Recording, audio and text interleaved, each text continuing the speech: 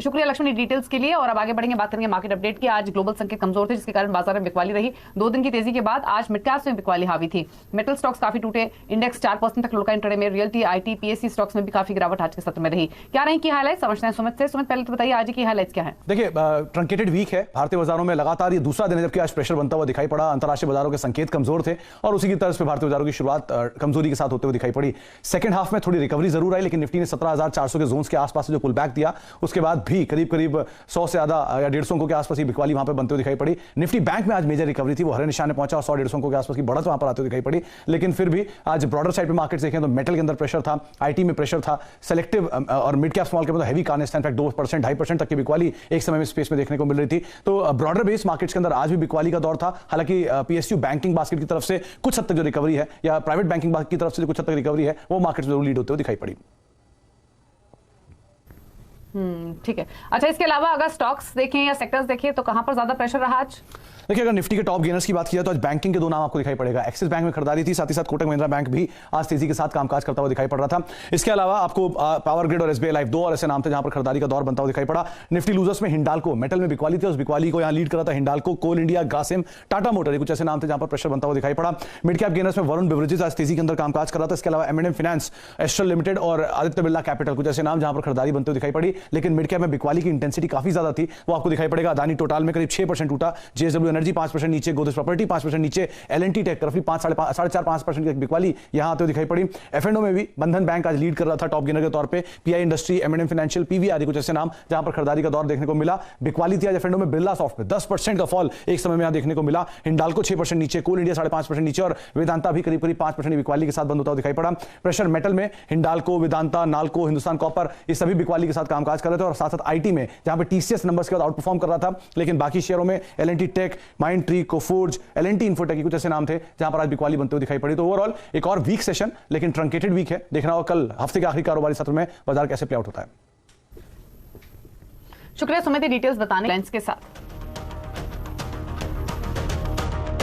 Your attention should be focused on Europe. Probably our total purchases for the month would be less than what Europe does in an afternoon.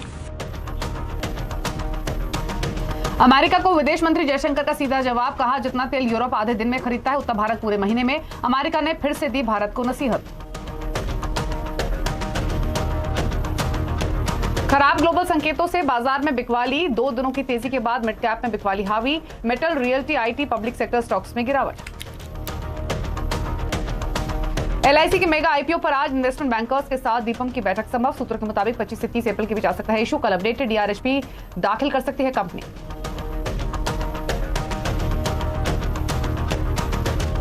दिवालिया होने की कगार पर श्रीलंका, वित्त मंत्रालय का ऐलान, फिलहाल नहीं चुका पाएंगे विदेशी कर्ज। आईएमएफ से बेल आउट पैकेज में देरी ने बढ़ाई दिक्कत।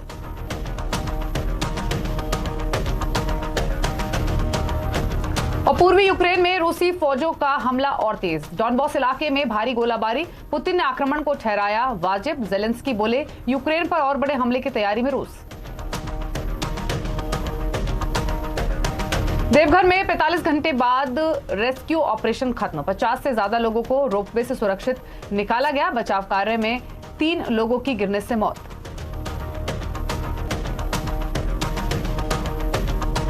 और इस साल बरसेंगे बादल झूम झूम के, स्काईमेट ने जारी किया पूर्वानुमान। जून से सितंबर के बीच 96 से 104% होगी बारिश। शुक्रवार को मौसम विभाग भी जारी करेगा अनुमान।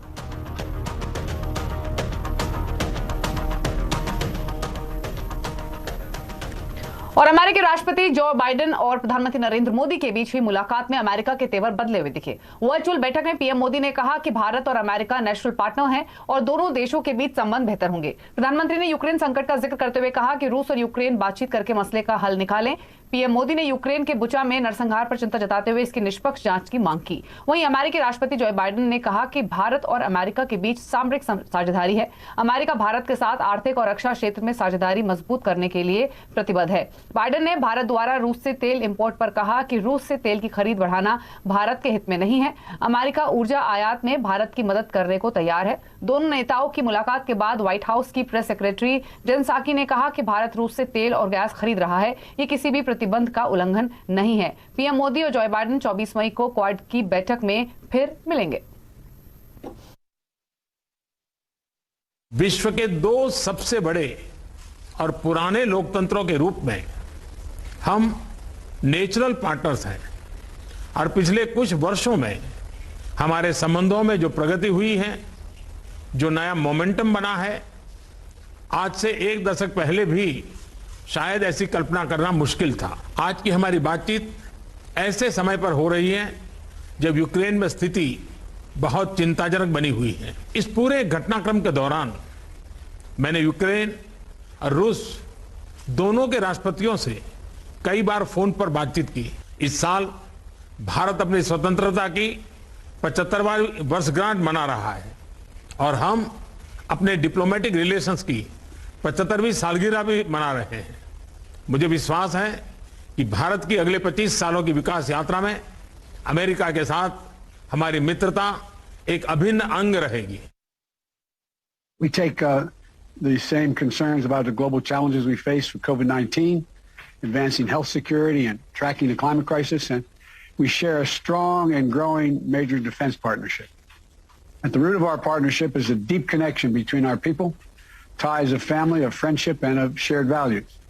On that note, I want to welcome India's humanitarian support for the people of Ukraine, who are suffering a horrific assault, including a tragic shelling on a train station last week that killed dozens of innocent children and women and civilians attempting to flee the violence. Our continued consultation and dialogue are key to ensuring the U.S.-Indian relationship continues to grow deeper and stronger.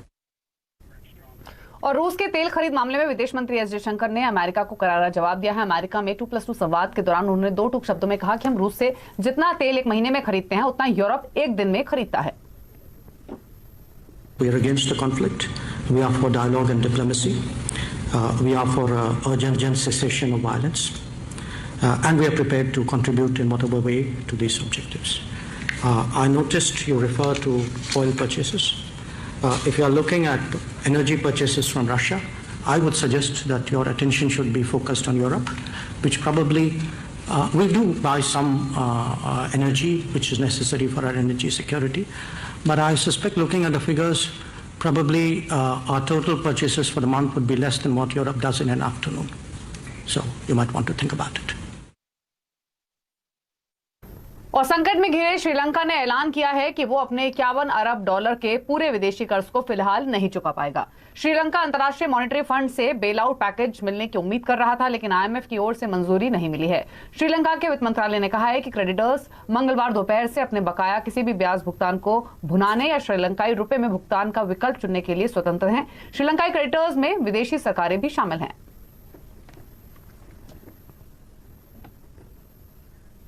और अब बात करेंगे LIC के IPO की। LIC की IPO की गाड़ी आज आगे बढ़ सकती है। सूत्रों के मुताबिक एलआईसी आईपीओ 25 से 29 अप्रैल के बीच आ सकता है। और इस खबर पर और डिटेल्स ले लेते हैं लक्ष्मण रॉय से। लक्ष्मण, बताइए, फाइनली एलआईसी के आईपीओ को लेकर हलचल तेज हो गई है। मान के चले कि इस बार फाइनली डेट्स आ जाएंगी?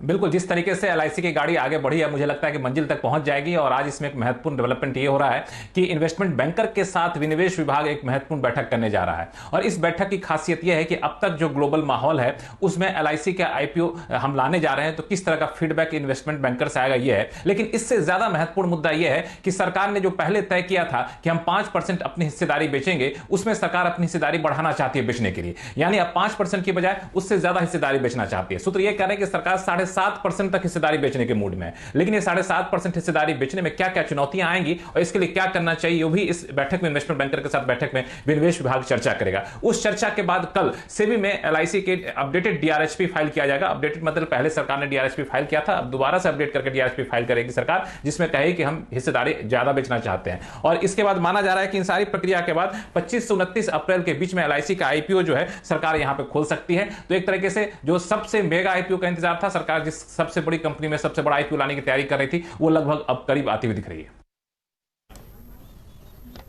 शुक्रिया लक्ष्मण, डिटेल्स बताने के लिए। तो फाइनली आज जो मीटिंग हो रही है वहां से क्लैरिटी मिलेगी। एक्सपेक्टेशन यही है 25 से 29 अप्रैल के बीच में आईपीओ ओपन हो सकता है।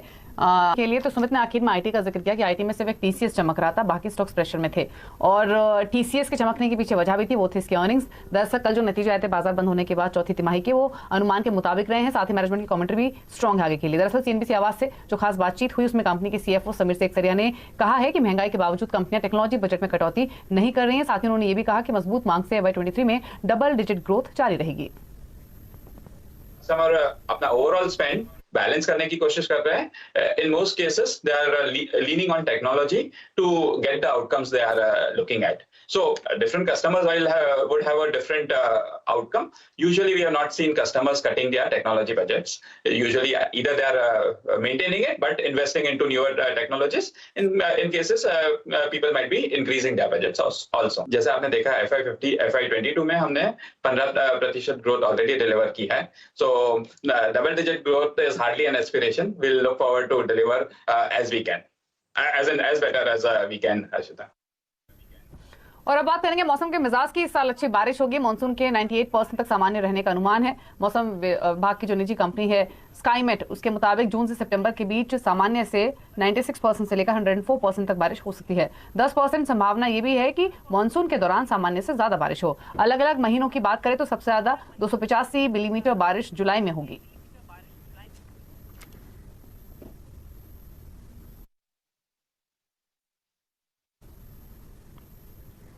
और अगर आप भी म्यूचुअल फंड के जरिए गोल्ड में निवेश करते हैं तो आपके लिए अच्छी खबर है। सेबी ने कमोडिटी म्यूचुअल फंड में जोखिम को लेकर पारदर्शिता बढ़ाने के लिए बड़ा आदेश दिया है। क्या है डिटेल, समझते हैं हमारी कमोडिटी एडिटर मनीषा गुप्ता से। तो मनीषा बताइए क्या डिसीजन सेबी ने लिया है, क्या डिटेल्स हैं और सबसे इंपॉर्टेंट बात यह कि इन्वेस्टर्स को कैसे फायदा होगा।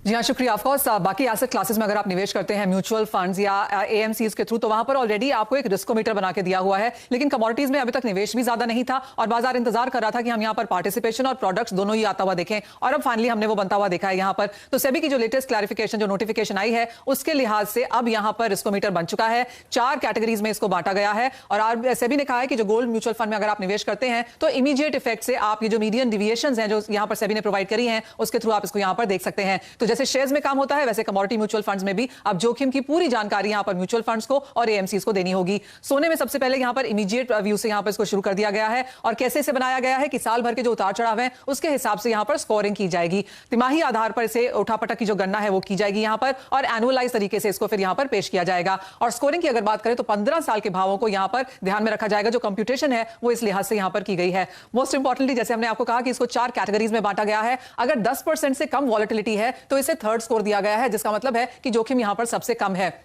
और जैसे कि आप देख सकते हैं अगर वॉलेटिलिटी 10 से 15% के बीच में है तो थोड़ा ज्यादा यहां पर जोखिम है, 15 से 20% है तो ज्यादा है, और अगर यहां पर 20% से भी ज्यादा यहां पर वॉलेटिलिटी देखने को मिलती है तो जोखिम यहां पर बहुत ज्यादा है। और इसी हिसाब से यहां पर स्कोरिंग भी दी गई है। जानकारी मानते हैं कि जो आपकी फर्स्ट और जो लास्ट है ज्यादातर कमोडिटीज इसके बीच में नहीं आती हैं, यानी कि 10 to 20% के बीच में ज्यादातर आपको यहां पर रिस्क देखना होगा। लेकिन जैसे बाकी एसेट क्लासेस में होता है कमोडिटीज में भी अब ऐसा होगा। 95% जो ट्रेड है वो गोल्ड में होता है और बाकी कमोडिटीज की इन्वेस्टमेंट अभी कम है। लेकिन ये क्लैरिटी आने के बाद अब आप आराम से यहां पर कमोडिटीज में अपने रिस्क जान के कारोबार कर सकते हैं। शुक्रिया मनीषा ये डिटेल्स बताने के लिए। तो आप गोल्ड म्यूचुअल फंड्स पर रिस्कोमीटर आपको मिलेगा। साथ ही साथ हम आगे जाते हुए पार्टिसिपेशन ही नहीं, शायद नए प्रोडक्ट्स भी आते हुए देखें, तो एक वेलकम मूव है और इंडस्ट्री इसको वेलकम कर भी रही है। लेकिन अगर आप भी गोल्ड म्यूचुअल फंड में निवेश करना चाहते हैं तो आज शाम 6:27 पर योर मनी जरूर देखिए, जिसमें हम गोल्ड म्यूचुअल फंड में रिस्कोमीटर पर विस्तार से चर्चा करेंगे। और देवघर में 45 घंटों के बाद रेस्क्यू ऑपरेशन खत्म हुआ है। क्या है पूरी खबर, बताएंगे छोटे से ब्रेक के बाद। आप देख रहे हैं आवाज समाचार। और 45 घंटों की मशक्कत के बाद आखिरकार झारखंड के देवघर में बचाव कार्य पूरा हो गया है। देवघर में रोपवे पर फंसे 57 में से 50 लोगों को बचा लिया गया है। 11 लोगों को रविवार को बचाया गया था, जबकि 32 लोगों को सोमवार को सुरक्षित नीचे उतारा गया। बचे हुए लोगों को आज बचाया गया है और इस बचाव कार्य में 3 लोगों की गिरने से मौत भी हो गई है। इनमें 2 महिलाएं और 1 पुरुष शामिल है। रविवार शाम 4 बजे त्रिकूट पर्वत पर रोपवे की ट्रॉलियां आपस में टकरा गई थी। इस हादसे में करीब आधा दर्जन ट्रॉलियां हवा में अटक गई थी, जिसमें करीब 50 से ज्यादा लोग फंस गए थे। हाईकोर्ट ने इस घटना का संज्ञान लेते हुए राज्य सरकार से 26 अप्रैल तक रिपोर्ट मांगी है। और देश भर में वेज और नॉन वेज पर चल रहे विवाद के बीच फूड रेगुलेटर फसाई ने नॉन वेज खाने की लेबलिंग को लेकर बने नियमों को कड़ाई से पालन करने का निर्देश दिया है। फूड रेगुलेटर ने साफ किया है कि किसी चीज में जानवरों से सोर्स किए पदार्थ की थोड़ी सी मात्रा भी गई हो तो उस पर नॉन वेज का लोगो अनिवार्य है। ज्यादा जानकारी के लिए बात करते हैं रोहन सिंह से। तो रोहन बताइए क्या आदेश दिया गया है और लेबलिंग पर अब किस तरीके से सख्ती होगी? जी, फूड रेगुलेटर एफएसएसआई ने सभी राज्यों के फूड कमिश्नर्स को चिट्ठी लिखी है, सभी जो फूड मैन्युफैक्चरर्स हैं उनको चिट्ठी लिखी है और कहा है कि जो नियम बनाए गए हैं वेज और नॉनवेज के लोगों को लेकर उसको कड़ाई से उसका पालन किया जाना चाहिए, उसको लेकर लोगों को अवेयर भी करना चाहिए। ये बात भी कही गई है और उसमें भी कहा है कि भले ही नॉनवेज की मात्रा कितनी भी कम क्यों ना हो, उसको नॉनवेज के लोगों के जरिए उसको दर्शाना जरूरी है, क्योंकि एक और नियम है जिसमें कि जो फूड कंपोनेंट है उसमें जिसमें किसी पदार्थ की मात्रा अगर 5% से कम हो तो उसको डिक्लेयर करना जरूरी नहीं है। लेकिन एफएसआई ने कहा है कि वेज और नॉनवेज की नियम को लेकर ये नियम लागू नहीं होता है, यानी कि अगर 1% भी हो, 2% भी हो, थोड़ा सा भी हो, तो आपको नॉनवेज के लोगों के जरिए उसको दर्शाना होगा और इसका नियम का कड़ाई से पालन करना होगा। और सभी राज्यों को कहा गया है कि आप सर्वेलेंस बढ़ाइए, ये देखिए कि जो खाद्य पदार्थ बनाए जा रहे हैं जिनमें कि एनिमल सोर्स चीजें ली जा रही हैं उसमें ये लोगों का इस्तेमाल होता है कि नहीं। ये जरूरी इसलिए है क्योंकि इस वक्त पूरे देश में एयरलाइंस को में लेकर या कैंपसेस में इसको लेकर काफी ज्यादा चर्चा हो रही है और अब फूड रेगुलेटर इसको लेकर हरकत में आया है और उसने सभी राज्यों से कहा है कि इसका कड़ाई से इसका पालन किया जाए। रोहन, तो अब कंपनियों को कड़ाई से पालन करना होगा। अगर जानवरों से सोर्स की गई कुछ भी चीज अगर डाली जाती है प्रोडक्ट में किसी भी मात्रा में, तो वेज नॉन वेज को लेकर देश में बहस छिड़ी हुई है, लेकिन स्वाद और सेहत के हिसाब से कौन किस पर है भारी, देखिए आज कंज्यूमर